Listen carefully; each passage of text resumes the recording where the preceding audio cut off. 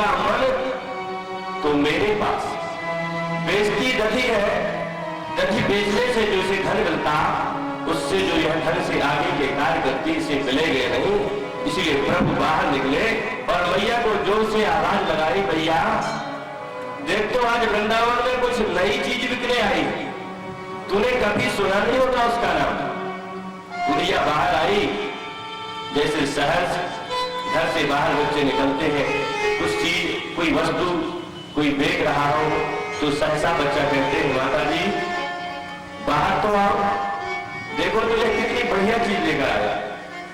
आजकल कुछ नहीं तो आइसक्रीम तो बिकने आती है, सब तो बच्चे आवाज लगाते हैं, मम्मी आइसक्रीम आई। नारायण जैसे ही मैया बाहर निकली, उस गोपी के मुख से सुना, गोविंद ले लो, माधव ले लो। उसे लगा देख तो ये तो लगता है मेरे लल्ला पर जादू कर देगी। अरे कोई मेरा लल्ला क्या बेचने की चीज है, कोई वस्तु है क्या? ऐसे मन में विचार कर मैया आगे बढ़ी ही थी कि कन्हैया ने हाथ पकड़ लिया और कहा, भैया देख तो तेरे लल्ला के भाव इतने ज्यादा है ना कि लल्ला का नाम ले गई, इसका दधी बहुत महंगा है। आज कन्हैया जी ब्रांड की कीमत बता रहे, ब्रांड बढ़िया हो तो कोई भी वस्तु जल्दी बिक जाती। प्रभु ने मैया से कहा, भैया मेरा नाम बड़ा पॉपुलर हो गया है वृंदावन में, यह गोपी तो मेरे नाम का सहारा ले रही है, इसलिए मैया इसका सारा दही तुम ले। मैया ने पूछा, दही का भाव क्या है? गोपी ने कहा, है मैं दही थोड़ी बेचती हूँ, मैं तो गोविंद माधव को बेचती हूँ। प्रभु की लीला प्रभु ही जाने। आगे उस गोपी का प्रेम कन्हैया के मन में समाविष्ट हो गया और कन्हैया ने एक प्रमाण पत्र उस गोपी को दे दिया, जो प्रमाण पत्र आगे काम आने वाला है। कल हम लोगों ने जो गोवर्धन भगवान की कथा सुनी थी, उसकी आगे कथा में बढ़े, इससे पहले एक बात जान लें, यदि आप इस कथा में बैठे हैं, मन आपका कथा में है, श्रवण तो आप कथा कर रहे हैं, और उस गोपी की तरह यदि आपने किया कि मेरा व्यवसाय कैसा होगा, व्यवसाय की स्थिति क्या होगी, मेरे घर में व्यवस्था क्या होगी, तो जानिए कि आप इस मन की बात को तो कन्हैया जानते हैं, वह जान जाएंगे कि तुमको यहाँ बैठे मात्र मन तो तुम्हारा अन्यत्र है। इसलिए यदि प्रभु के साथ संबंध बनाना है तो प्रभु को ही देखिए, प्रभु को ही सुनिए, प्रभु का ही स्पर्श करिए, प्रभु का ही ध्यान करिए। सर्वम देवमयम जगत, इस संपूर्ण संसार को आपको प्रभुमय देखिए। सुखदेव जी महाराज परीक्षित से कह रहे हैं, परीक्षित इस तरह इंद्र ने भगवान की स्तुति की और गोविंद नयन लेकर चले। परीक्षित जी ने प्रश्न किया, सुखदेव जी महाराज कृपा कर मुझे यह भी बताने का कष्ट कर, गोवर्धन लीला क्यों की? प्रभु को इस गोवर्धन लीला करने की आवश्यकता क्या है? सुखदेव जी महाराज ने बताया, दुर्गे जी महाराज भी अपनी कथा में कहते हैं कि एक दिन माता लक्ष्मी ने सुना देवर्षि नारद के मुख से कि पृथ्वी लोक में जो गृहस्थ होता है वह सबसे बड़ा पुण्य ब्राह्मण को भोजन कराकर करता है। जो पुण्य यज्ञ इत्यादि से नहीं प्राप्त होता, जो पुण्य बहुत दिनों तक सत्य दया धर्म के पालन करने से नहीं होता, वह पुण्य पृथ्वी लोक के प्राणी ब्राह्मण को भोजन कराकर प्राप्त कर लेते। जैसे ही माता लक्ष्मी ने सुना, आज प्रभु श्री हरि से लक्ष्मी ने निवेदन किया, प्रभु मेरी इच्छा ब्राह्मण भोजन करा देंगी। श्री हरि ने कहा, देवी इस लफड़े पर तुम मत पड़ो, अरे ब्राह्मणों के भोजन के विषय में तुम नहीं जानती, और तुम्हें तो मालूम होना चाहिए कि ब्राह्मण भोजन तो पृथ्वी लोक की बात है। अरे यहाँ ब्राह्मण मिलेगा कहाँ से? ऐसा बहुत अन्य विनय लक्ष्मी ने श्री हरि से किया। श्री हरि को लगा निश्चित रूप से ब्राह्मणों की कोई कृपा मेरे ऊपर होने वाली है। देखिए तो जो श्री हरि सारे संसार पर कृपा करते हैं, वह श्री हरि आज ब्राह्मणों की कृपा की बात करते हैं। माता लक्ष्मी ने श्री हरि से कहा, आप तो पृथ्वी लोक में इतने ब्राह्मण हो, जो आर्यावर्त में निवास करते हो, जो भरतखंड के निवासी हो, जिनका जन्म जम्बू द्वीप में हुआ हो, ऐसे सभी ब्राह्मणों का आप निमंत्रण कर दें। श्री हरि ने लक्ष्मी माता से यहाँ कहा और पृथ्वी लोक में आए। कुछ समय बाद ही यहाँ से माता लक्ष्मी के पास पहुंचे और कहा, देवी मैं गया तो पृथ्वी लोक में था, इस समय पुरुषोत्तम महीना चल रहा है, सारे ब्राह्मणों की बुकिंग है, उनके तो 10-10 दिन आगे के निमंत्रण पहले से लिस्ट में लिखे। हाँ, एक ब्राह्मण देवता गए थे, संभवतः किसी कारण से उनके पास निमंत्रण नहीं आ पाया, तो मैंने एक ब्राह्मण का निवेदन, एक ब्राह्मण को मैंने निवेदन प्रस्तुत कर दिया है, उन्होंने स्वीकार भी कर लिया है। माता लक्ष्मी ने कहा, प्रभु मैंने तो 60,000 ब्राह्मणों का भोजन तैयार करा लिया और आप एक ब्राह्मण देवता को निमंत्रित कराए हैं, यह सारा भोजन तो व्यर्थ होगा। यही ने कहा, देवी अब तुमने भोजन बना लिया, थोड़ा इंतजार तो करती। आगे की लीला प्रारंभ की प्रभु ने।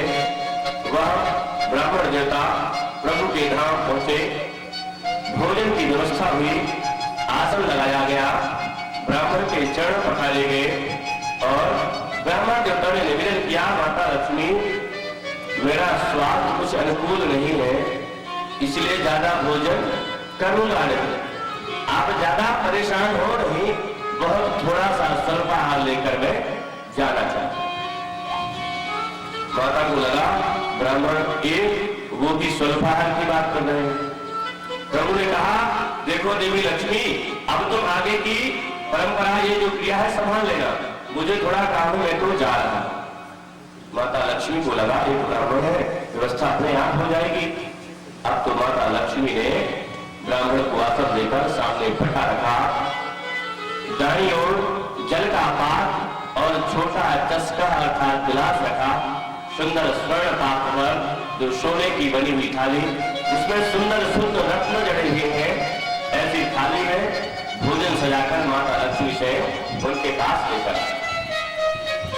प्रभु ने नैवेद्य स्वीकार कर लिया होगा, ऐसा मानकर ब्राह्मण देवता मन ही मन प्रभु का स्मरण करते हैं और भोजन प्रारंभ करते हैं।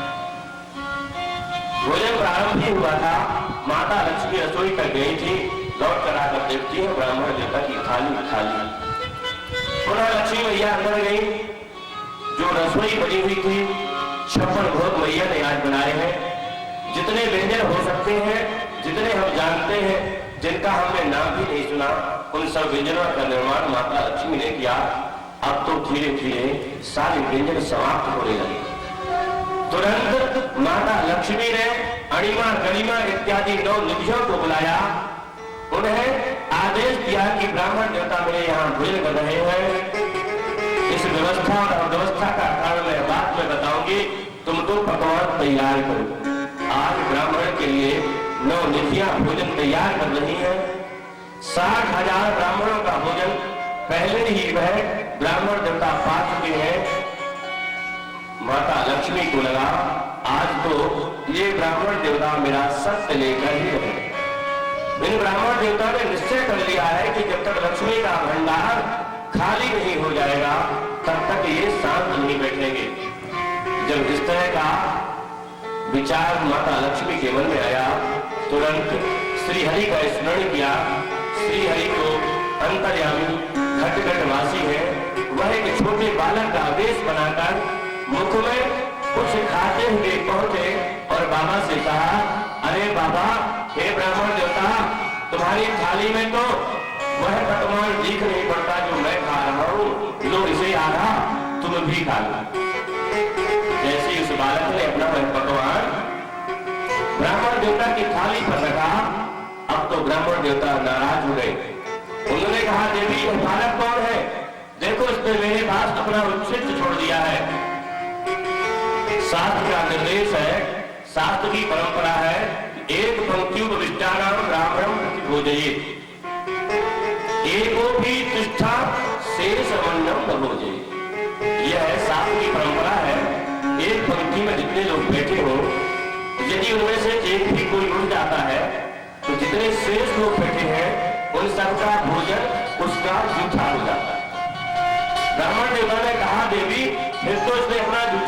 थाली पर छोड़ दिया है, तुरंत दूसरी थाली सजाकर लाओ। जैसे ही दूसरी थाली की बात की, श्री हरि प्रकट हो गए और कहा, हे ब्राह्मण देवता, मैंने तो आपको एक बार भोजन के लिए निमित्त किया था, दूसरी बार का भोजन तो जब दूसरी बार आपको निमंत्रण करो तब पाइएगा। प्रभु तो लीला कर रहे हैं। ब्राह्मण देवता ने कहा, ठीक है, तो एक काम करो, पानी ही पिला दो। अरे अभी तो ठीक ठीक पेट भरा नहीं था, पानी ले आओ, पानी तो पी लो। श्री हरि ने कहा, हे ब्राह्मण देवता, आपने जितना भोजन किया और आप कहते हैं पेट में कुछ समझ में नहीं आता, अभी तो मध्याह्न ही हुआ था, अभी तो भोजन करने का आनंद प्राप्त होना शुरू हुआ था, और इतना भोजन के बाद यदि आप जल चाहेंगे वह जल आपको प्राप्त होगा नहीं। हे ब्राह्मण देवता, आपका निमंत्रण तो मैंने भोजन के लिए किया था, अगले जन्म में जब मैं अपना अगला कृष्ण अवतार लूंगा द्वापर के अंतिम में, तब आपको आज से निमंत्रण करता हूं ब्राह्मण देवता, आपको जल पिलाऊंगा। हे परीक्षित, वही ब्राह्मण आज उस गोवर्धन के रूप में आए हुए हैं, वही ब्राह्मण है जिन्होंने माता लक्ष्मी के द्वारा भोजन किया और श्री हरि नारायण के द्वारा जल प्राप्त। गोवर्धन के पूर्व वृत्तांत को जैसे ही परीक्षित ने सुना, सुखदेव जी से कहा, हे महाराज, हे महामुनि, कृपा कर मुझे भगवान के आगे की लीला का वर्णन करें। यह बड़ा ही पावन पवित्र दिन है। जिस दिन गोवर्धन लीला हुई थी उस दिन 10वीं तिथि थी। हम लोगों ने कल गोवर्धन लीला का ही श्रवण किया था और कल 10वीं तिथि। 10वीं तिथि के दूसरे दिन एकादशी पड़ती है। आज नंद बाबा एकादशी का व्रत रखे हुए हैं। भगवान श्री हरि का पूजन किया, रात्रि का विश्राम हुआ। किसी कारणवश बाबा नंद को अर्धरात्रि में ही प्रातः काल का भान हो गया। रात्रि के 12 बजे हैं। नंद बाबा को लगा प्रातः हो गई, ब्रह्म मुहूर्त में सैया त्याग करना चाहिए। ऐसा विचार कर वह अपने भवन से निकलकर यमुना जी में स्नान के निमित्त पहुंचे। जब नंद बाबा यमुना स्नान करने जाते, कुछ गोपुर के स्वाद होते थे। 8 गोपों के स्वाद नंद बाबा यमुना में प्रवेश करते हैं। जैसे ही यमुना में प्रवेश किया,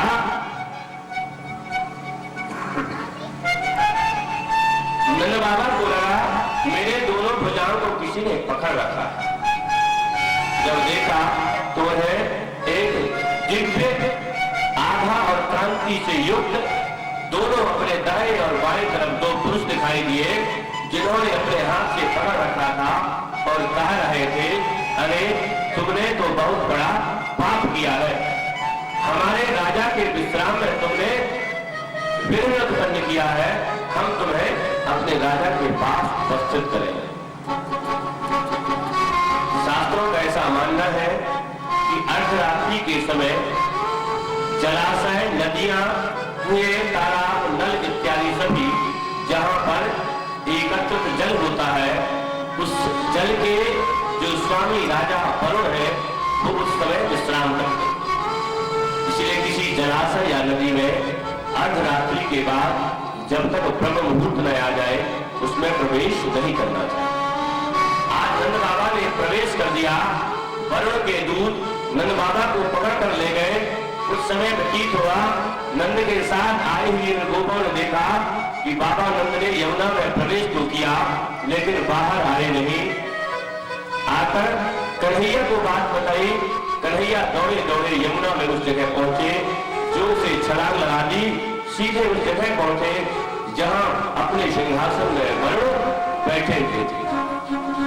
जैसे ही भगवान श्री कृष्ण अपनी मनोहर झांकी के सह वरुण लोक में पहुंचे, वरुण देवता ने उठकर प्रणाम किया, साधु साधु शब्द का उच्चारण किया और प्रार्थना करने लगा, हे परमात्मा, हे प्रभु, आज मैं धन्य हुआ, मेरा यहाँ पर शुभागमन सिद्ध हो गया।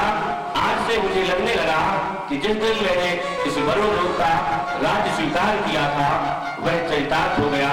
हे प्रभु, आपकी मैं शरण में हूँ, आप मेरी रक्षा करें। आपका मैं दास हूँ, आप मेरे स्वामी हैं, ऐसी प्रार्थना वरुण देवता भगवान श्री कृष्ण नंद के लाला कन्हैया से करने लगे। कन्हैया ने कहा, देखो वरुण, ये सब तो बाद में भी हो जाएगा, तुम वो सामने देखते हो। वरुण ने कहा, हाँ प्रभु, यह दुष्ट व्यक्ति है, दुष्ट पुरुष, इसने शास्त्र की मर्यादाओं का उल्लंघन किया है, अर्धरात्रि के समय जल में प्रवेश किया है। ऐसा जैसे ही वरुण देवता ने कहा, कन्हैया ने कहा, वरुण ध्यान रखना, ये कोई साधारण पुरुष नहीं, यह तो मेरे पिता बाबा नंद है। जैसे ही वरुण ने सुना, अब तो कन्हैया को छोड़कर बाबा नंद के चरणों में गिर गए। बाबा नंद से प्रार्थना करने लगे, हे बाबा नंद, क्षमा करें, मैंने बड़ी भ्रष्टता की है। ऐसे बारंबार प्रणाम कर सुंदर रत्नों की माला से विभूषित कर बाबा नंद को वहां से बाबा नंद और कन्हैया को भेज देते। इधर बाबा नंद ने जैसे ही यमुना से बाहर अपने को देखा, उन गोपबालाओं को बताना प्रारंभ कर दिया, अरे अपना ये कन्हैया है जो ना, कोई साधारण नहीं है, इसकी तो कोई बहुत बड़ी पहले की पहचान जान पड़ती है वरुण से। मुझे जब वरुण के दूत वरुण के पास ले गए, मुझे बांधकर एक किनारे डाल दिया, अब तो मुझे लगने लगा था कि इसके बाद मैं कभी कन्हैया के दर्शन नहीं कर पाऊंगा। तभी मेरा बेटा, मेरा दुल्हा कन्हैया ना मालूम कहां से घूमता घूमता पहुंच गया। जैसे ही वरुण ने देखा, वरुण ने उसकी बड़ी आह भगत की, पूजा की, और जब उसने बताया कि ये मेरे बाबा नंद है, उसने तो मुझसे बहुत समय याचना। जब इस तरह का वृत्तांत बाबा नंद ने अन्य गोपकों को बताया, उन्हें लगा, बाबा तुम कहते तो ठीक हो, देखो ना अपने लला ने, अपने इस कन्हैया ने यहाँ तक जितने भी कार्य किए हैं वह सभी असाधारण थे, सभी भगवान की तरह थे। क्यों ना हम इससे निवेदन करें, इसी से पूछ लें कि एक कन्हैया तो भगवान है क्या। सबके सब कन्हैया के पास पहुंचे, कन्हैया से निवेदन किया। कन्हैया ने कहा, देखो तुम लोग पूछ तो बड़ी सरलता से लेते हो, लेकिन मेरी बात मानते नहीं हो। अरे मैं तो बहुत पहले से कह रहा हूं कि मैं भगवान हूं, तुम लोगों को आज भी कहता हूं भगवान हूं, तुम मानोगे थोड़े।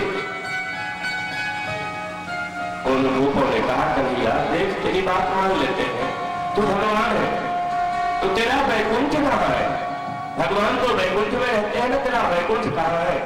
जैसे उन रूपों ने कहा, कन्हैया ने कहा, एक काम करो, थोड़े ही दूर में कुंड है जो ब्रह्म कुंड के नाम से जाना जाता है, जो ब्रज यात्रा में प्राप्त होता है। ऐसे ब्रह्म कुंड के पास कन्हैया ले गए और कहा, जिसे जिसे वैकुंठ का दर्शन करना हो इस कुंड में डुबकी लगा। अब तो करना क्या था, सभी गोपों ने एक के बाद एक सभी ने उस कुंड में डुबकी लगा दी। सबके सब नीचे जैसे पहुंचे, बड़ा आश्चर्य हुआ, उन्हें लगा, अरे बड़ी दिव्यता है यहाँ, बड़ी सुंदरता है। कुछ आगे बढ़े, उन्होंने देखा, एक ने दूसरे गोप से कहा, देखो तो हम लोगों ने सुना था भगवान के 4 हाथ होते हैं, देखो देखो वो जो दो आपस में बात करते आ रहे हैं ना, उनके 4 हाथ। कुछ आगे बढ़े, तब तक दूसरे ने कहा, अरे हाथ की बात क्या करते हो, देखो आगे तो 4 और 5 मुख वाले भी खड़े। ऐसी बात कर रहे हैं, उनके नजदीक पहुंचे, उनसे राधे राधे कहा। उन्होंने कोई उत्तर नहीं दिया, राधे श्याम कहा, प्रत्युत्तर प्राप्त नहीं हुआ। बाबा राम राम, कोई जब उत्तर नहीं मिला, उन्हें लगा, देखो क्या यहाँ किसी को सुनाई नहीं देता या कोई बोलता नहीं। ऐसे विचार कर रहे हैं, आपस में चर्चा करने लगे, यदि कन्हैया हमारा भगवान है और वह इस वैकुंठ में रहता है तो निश्चित कहीं ना कहीं हमारा कन्हैया को तो दिखाई देगा। ऐसा कह रहे थे, तभी बाबा ने कहा, अरे गोपो देखो तो सामने देखो, हमारी कन्हैया की तरह के कोई व्यक्ति बहुत बड़े शेष नाग पर बैठा। वह आगे बढ़ते, तभी उन्हें वहां रोक दिया गया। उनके रुकते ही जोर जोर से वेदों की ध्वनि और प्रार्थना सुनाई देने लगी। उनका जब मन अपने दाहिने और बाएं गया, उन्होंने देखा यहाँ तो ब्रह्मा और शिव सभी इंद्रादि देवता वैकुंठ में भगवान की प्रार्थना कर रहे हैं। भगवान के दर्शन किए, प्रार्थना संपन्न हुई और सब एक साथ उस कुंड से बाहर आए। जैसे ही बाहर आए, कन्हैया ने पूछा, वैकुंठ का दर्शन कर लिया? उन गोप वालों ने कहा, हाँ कन्हैया दर्शन तो मिल गए। बोले कैसा लगा मेरा वैकुंठ? गोप वालों ने कहा, वैकुंठ तो ठीक ही है। कन्हैया ने कहा, भाई ठीक ही है मतलब? उन गोप वालों ने कहा, कन्हैया तेरा वैकुंठ तो ठीक है, बहुत अच्छा बना है, बड़ी सुंदरता है, लेकिन हमारे इस वृंदावन से थोड़ा कम। कन्हैया ने कहा, इस वृंदावन से कम लगता है मेरा वैकुंठ? अरे आखिर मेरा वैकुंठ है जो सभी लोगों में सर्वोपरि है, फिर तुम्हें इस वृंदावन से कम क्यों लगता है? अब गोप वालों ने अपनी अपनी प्रेम कथा कन्हैया को बता दी।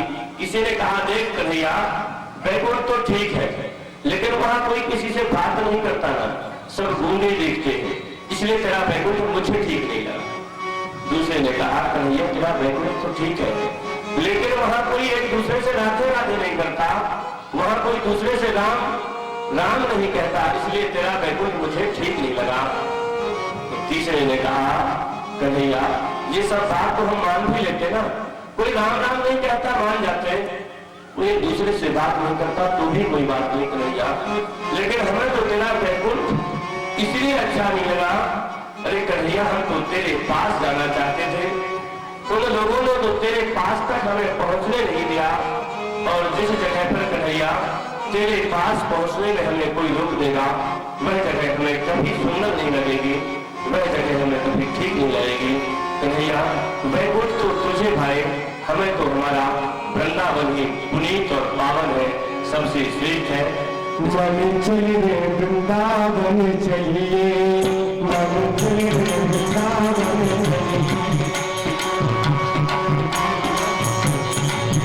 मन चलिए, मन चलिए वृंदावन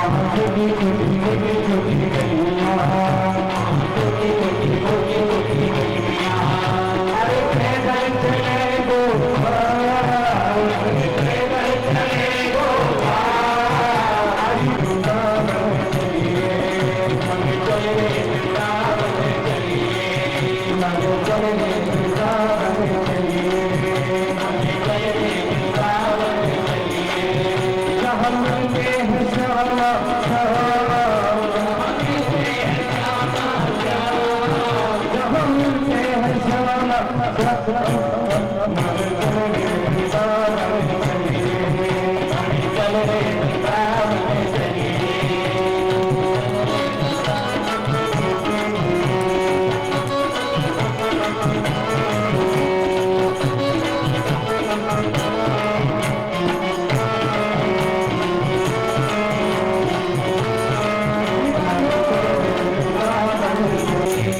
छोटी छोटी छोटी छोटी गलियां, छोटी छोटी छोटी छोटी गलियां, वहाँ प्यारी प्यारी प्यारी प्यारी गलियां, प्यारी प्यारी प्यारी प्यारी गलियां, छोटी छोटी छोटी छोटी गलियां।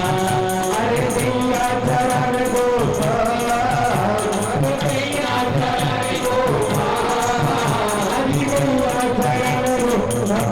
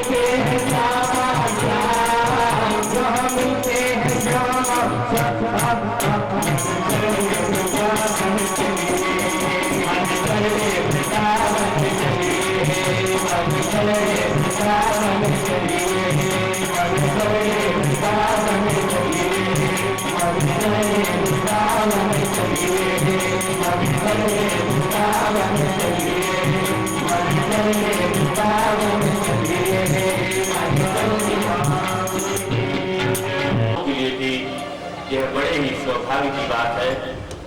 वह वृंदावन जहाँ भक्ति स्वयं नृत्य करती है, धन्यम वृंदावनम तेना भक्त नृत्य। आज स्नान की बेला संपन्न हुई। कन्हैया बाबा नंद को वरुण लोक से छुड़ा कर लाते हैं। एकादशी का दिन व्यतीत हो चुका है। द्वादशी जिसमें अब पारण करना है, नंद बाबा ने एक नियम बना रखा था। यद्यपि सभी एकादशी व्रत करने वाले ऐसा नियम रखते हैं, और जिनके पास यह नियम नहीं, उन्हें बना लेना चाहिए कि एकादशी के बाद जब तक किसी ब्राह्मण को भोजन न करा दें, तब तक स्वयं को ग्रहण नहीं करना चाहिए। आज गर्ग मुनि वृंदावन में ही है। गर्ग मुनि जो स्वयं स्वपाकी है, जो अपने ही हाथों से भोजन बनाते और स्वयं परमात्मा को भोग लाकर पाते हैं। मैया ने सुंदर व्यवस्था की और प्रभु ने अपनी यहाँ लीला तुरीयम वस्तु गोविंद तुभ्यमेव समर्पये ग्रहाण शुभो भूत्वा प्रसीद परमेश्वर। जैसे ही ऐसा मंत्र का उच्चारण किया, गर्ग मुनि ने अपनी आंखें बंद कर रखी हैं। ठीक वैसे ही कन्हैया, बाल गोपाल, रास बिहारी, नंद के लल्ला अपने दोनों हाथों से गर्ग मुनि की थाली में रखा हुआ वह खीर और पुआ पाने लगे। गर्ग मुनि ने अपनी आंखें खोली, देखा और कहा, मैया देख देख को यशोदा, तेरे लल्ला ने मेरा भोजन जूठा कर दिया। प्रभु की तो यह पहले से ही रीत है। अब जब इस वृंदावन में परमात्मा श्री कृष्ण पहुंचे हैं, इससे पहले ही उन्होंने जूठा करना तो प्रारंभ कर दिया। गोवर्धन का अवतार तो उसी जूठे के कारण ही हुआ। ऐसा 1, 2 और 3 बार तक परमात्मा को नैवेद्य ग्रहण करते हैं। और स्वयं कृष्ण पहुंच जाते हैं। मैया ने बहुत डांटा, देख लाला तेरे घर में कुछ कमी नहीं है, तू गुरु गर्गाचार्य का भोजन क्यों जूठा करता है? कन्हैया ने कहा भैया मैं जूठा थोड़े करता, गर्ग मुनि आंख बंद करके मुझे बुलाते हैं इसलिए मैं आ जाता हूं। जब तीसरी बार ऐसा हुआ, गर्ग मुनि को भान हो गया कि यह तो वही परमात्मा श्री कृष्णचंद्र है, उनकी स्तुति करने लगे, उनको प्रणाम किया और उनका दिया हुआ प्रसाद गर्ग मुनि पाकर अपने आप को धन्य धन्य मानते हैं। कृष्ण अब कन्हैया से ज्यादा कृष्ण हो गए, लीलाएं आगे बढ़ी। एक दिन प्रभु ने चीर हरण की लीला की, उस चीर हरण की लीला के माध्यम से जैसे परमात्मा श्री कृष्ण प्रमाण पत्र देने का काम कर रहे हैं, अभी अभी उन्होंने एक उस गोपी जो दधी बेचने आई थी वृंदावन में उसे दिया, और आज चीर हरण की लीला कर उन सभी गोपियों को प्रमाण पत्र दे रहे हैं आगे आने वाले उसे महान दिन के लिए जिस दिन परमात्मा रास करने वाले हैं। रास के विषय में जैसे ही सुखदेव जी ने परीक्षित से कहा, परीक्षित ने कहा हे महामुनि मैं यह जानना चाहता हूं, मेरी बड़ी उत्कंठा है कि आखिर यह गोपियां कौन है, कहां से आई और इनके मन में रास का ये विचार क्यों आया।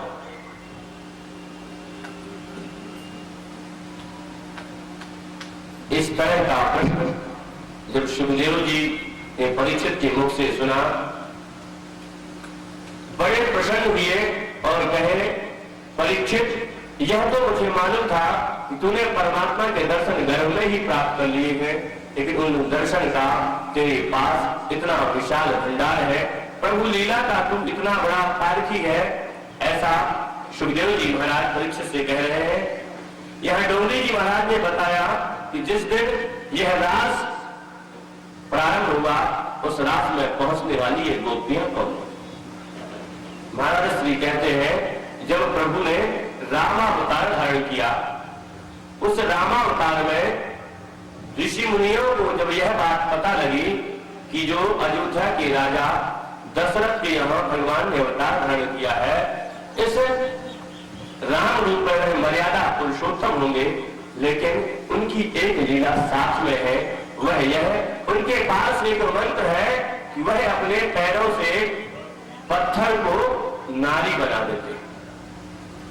जैसे ही उन ऋषियों ने सुना, आज उन ऋषियों महर्षियों को भी गृहस्थ आश्रम की कामना होने लगी। उन्हें भी लगा हमने अपना संपूर्ण जीवन इस वानप्रस्थ और संन्यास में व्यतीत कर दिया, जन्म लेने के बाद ब्रह्मचर्य का पालन करने लगे, गृहस्थ आश्रम को हम आज तक देख नहीं सके, निश्चित हमें भी गृहस्थ आश्रम का सुख उपभोग करना चाहिए, ऐसा विचार ऋषि और मुनियों के मन में है।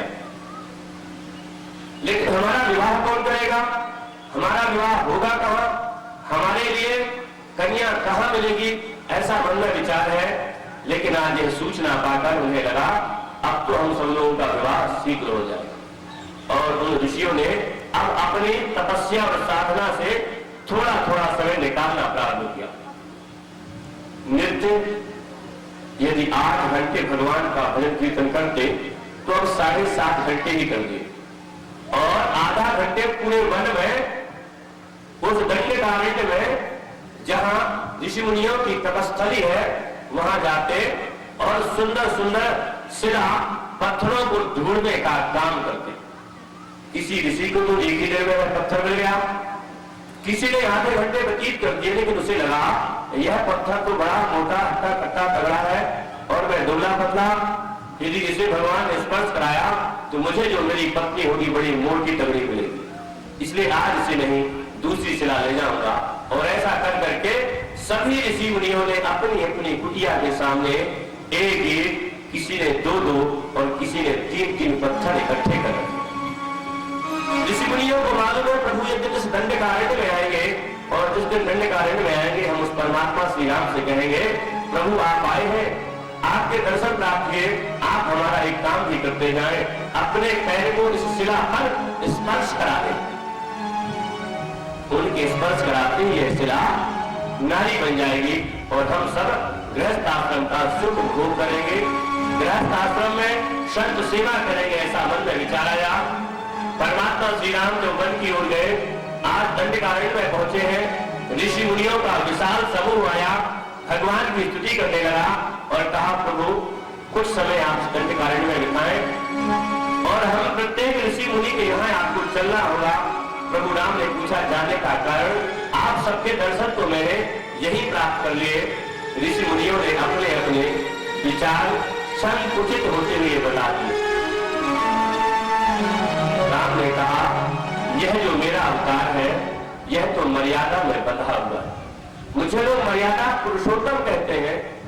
इस अवतार में मैं तुम्हारी यह कामना पूर्ण नहीं कर सकता, लेकिन अगला जब मेरा द्वापर में कृष्ण अवतार होगा तब तुम सब उस द्वापर में गोपियों के रूप में अवतार लेना, जन्म लेना और तुम्हारी में वह लालसा पूरी करें। तो हे परीक्षित, आज जो ये गोपियां हैं जिनके मन में रास की कामना प्रकट हुई है, वह सब गोपियां वही संत, महात्मा और महामुनि। प्रभु ने आज रास के निमित्त कार्तिक पूर्णिमा का दिन, सुंदर दिन चयन किया और वृंदावन में कदम पर बैठकर सुंदर अपनी बांसुरी का वादन कर दिया। भगवान की बांसुरी बज रही है, गोपियों के कान में वह बांसुरी पड़ी। सुखदेव जी महाराज कहते हैं, परीक्षित, परमात्मा ने बांसुरी बजाई, बांसुरी तो सभी ने सुनी, लेकिन उसका असर उन गोपियों पर ही हुआ। भगवान ने इस रास में 3 बार बांसुरी का वादन किया। पहली बार जब वादन किया, वह वेणु, वह बांसुरी सबके कर्णों पर गई। किसी के आनंद का कारण बने, किसी को सुंदर लगी तो कोई अपना मन परमात्मा लगाने की बात सोचने लगा। उस बांसुरी के वादन को सुखदेव जी महाराज ने वेणु गीत नाम दिया और वह गीत वेणु गीत। सुखदेव जी महाराज कहते हैं, जो नित्य इस वेणु गीत का पाठ करेगा उसे कभी किसी के कोप का भाजू नहीं बनना पड़ेगा, कभी किसी के क्रोध को उसे स्वीकार नहीं करना होगा और उसे स्वयं भी कभी क्रोध नहीं आएगा, क्रोध उससे कोसों दूर रहेगा। इसलिए जो क्रोध से बचना चाहता हो वह वेणु गीत का पाठ करे, क्योंकि यह जो क्रोध है सबसे बड़ा शत्रु है। नीति बात कहता है, क्रोधात् और सम्मोहात् प्रतिविभ्रमः स्मृति भंसात् बुद्धिनाशो बुद्धिनाशात् प्रणश्यति। अब दूसरी बार बांसुरी बजी, परमात्मा की दूसरी बांसुरी। वैसे ही उन वृंदावन वासियों के पड़े गोपियों के कानों में गए।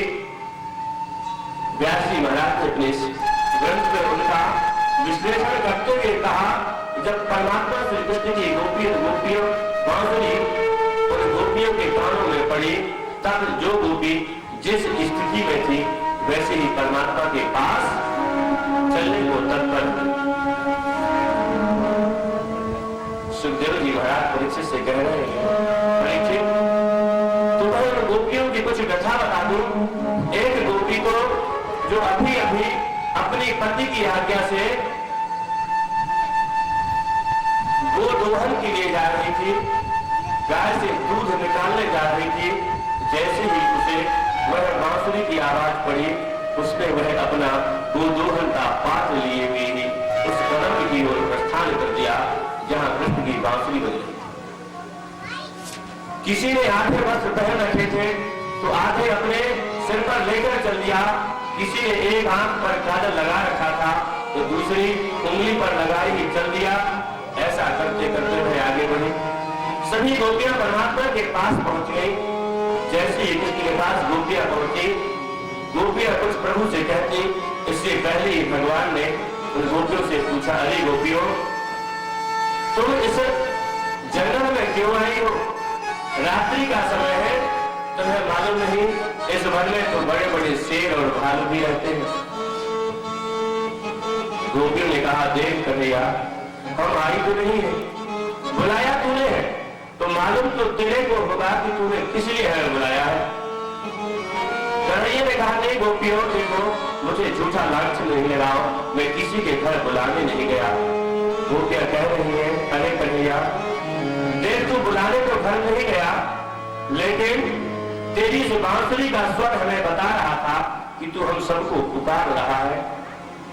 प्रभु चाहते हैं जब तक गोपियां अपने मन से खुद यह नहीं कहते कि कन्हैया हम तो तेरे मिलन के लिए आए हैं, तुझ में लीन होने के लिए आई है, अरे कन्हैया हम तो तुझे प्राप्त करना चाहते हैं, तब तक भगवान परमात्मा श्री कृष्ण जो आज रास की रचना कर रहे हैं वह अपने से बात प्रकट नहीं करना चाहते। ऐसा कहते हुए गोपी और कन्हैया में बड़ा उत्तर प्रत्युत्तर हुआ। अंत में उन गोपियों ने कहा ही कि हे कन्हैया अहम भक्ता, अरे कन्हैया हम तो तेरी भक्त हैं। भगवान लीलाधारी कन्हैया को भक्त और भक्त का जो दूसरा अर्थ भात होता है वह दोनों ही अति प्रिय। परमात्मा नारायण जिस युग में अवतार धारण करते हैं, प्रत्येक युग में उनकी लीला कहीं न कहीं भक्त और भात से जुड़ी हुई होती है। आप सबने सुना होगा वह पद जिसमें परमात्मा श्री राम का जब अवतार हुआ तो राम महाराजा दशरथ की गोद से उठकर दौड़ लगा देते हैं और दधी ओदन लपटाए, अर्थात उनके मुख में दधी ओदन मतलब दही और भात लगा हुआ है। आज इन गोपियों ने भी कहा, अरे कन्हैया हम तो तेरी भक्त हैं और भक्त तो तुझे दोनों तरह से की है, चाहे भक्त भात हो या भक्त हो तेरा भक्ति करने वाला। व्याकरण की दृष्टि से हज सेवायाम धातु से भक्त और भात दोनों बनते हैं। दोनों का अर्थ, दोनों की क्रिया एक ही होती है। भक्त परमात्मा की विरह ज्वाला में हमेशा जलता रहता है जब तक उसे प्राप्ति न हो जाए, और भात भी उस अग्नि में बहुत देर तक उबलते हुए पानी में पकने के बाद ही उस नरमता को, अपनी जितनी कठोरता है उसको दूर करता है। भक्त और भात दोनों आज परमात्मा को प्रिय है। पर गोपियों ने कहा, रे कन्हैया तूने हमें बुलाया है, ऐसा जब बात उन गोपियों ने कही। आगे परमात्मा ने, कन्हैया ने अपनी बांसुरी की तार छेड़ दी, कन्हैया की बांसुरी बजने लगी। बांसुरी बज रही है तब तक इन गोपियों के मन में एक वृक्ष का